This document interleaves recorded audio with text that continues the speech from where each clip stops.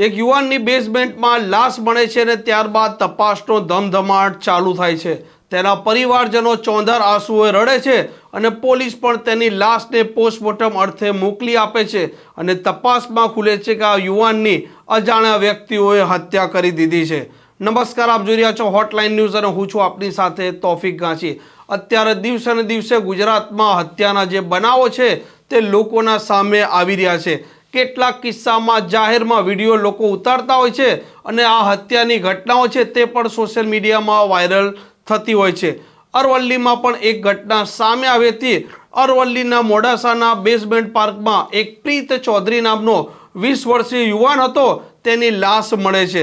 તેની લાશ મળ્યા બાદ તેના પરિવારજનો ત્યાં દોડી પહોંચે છે અને પોલીસ આ યુવાનની જે લાશ છે તેને પોસ્ટમોર્ટમ અર્થે મોકલી આપે છે।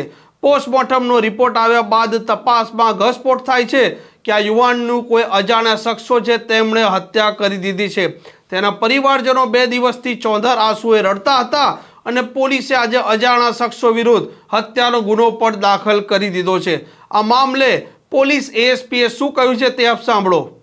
ગત 4 જુલાઈ 2024ના રોજ તત્વ કોમ્પ્લેક્સ પાછળના ભાગે મોડાસા મુકામે પ્રીત ગિરીશભાઈ ચૌધરી મૃત હાલતમાં આપણને એનો મૃતદેહ મળેલો અને જે આધારે આપણે એડી દાખલ કરેલી, એની તપાસ કરેલી, એફએસએલમાં રિપોર્ટ પણ મંગાવેલા, એનું પેનલથી પીએમ કરાવેલું અને એના રિપોર્ટ આવ્યા બાદ એમના વાલી વારસ જે છે, એમના મધર, એમના આગ્રહથી ગત 31/7/2024ના રોજ ખૂન એટલે કે 109 જે કલમ છે 103(1) BNS મુજબ ગુનો દાખલ કરવામાં આવેલ છે અને એની તપાસ ચાલુમાં છે।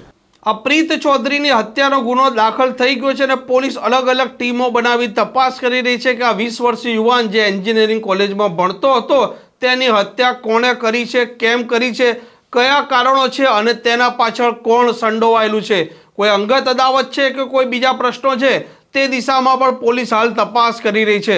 તેના પરિવારજનો છે તે અત્યારે ચોંધાર આંસુએ રડી રહ્યા છે કેમ કે એક 20 વર્ષીય યુવાન છે જે યુવાન આજે તેમના પાસેથી જતો રહ્યો છે અને એવા વ્યક્તિઓ હત્યા કરી છે જેને પોલીસ પણ હજી નથી જાણતી કે નથી તેના પરિવારજનો। આ મામલે હાલ તપાસનો ધમધમાટ ચાલી રહ્યો છે। આ પ્રકારની ક્રાઇમ સ્ટોરી જો આપને પસંદ આવતી હોય તો હોટલાઇન ન્યૂઝને સબસ્ક્રાઇબ અને શેર કરવાનું ભૂલતા નહીં।